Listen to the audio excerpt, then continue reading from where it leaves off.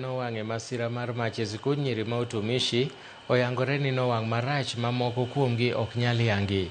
Jabero mar piny owacho Dr. Titus Ngulungu oyango ni chenro mar timo nonro mag nyinyo mag del mar fwenyo jopuonjrego ibiro tim mar yango ringre jopuonjre 16 manotho e masira mar mach amanotere kar kano ringre maka thieth maduong' ma Naivasha.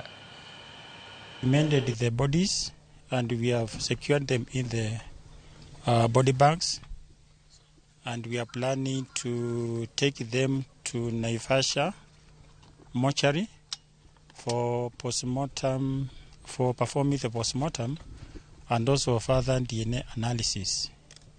The bodies, most of them are completely charred. They are completely consumed by the products of combustion, and they might be difficult to be identified. So that's the reason why we are performing the DNA, so that the relatives can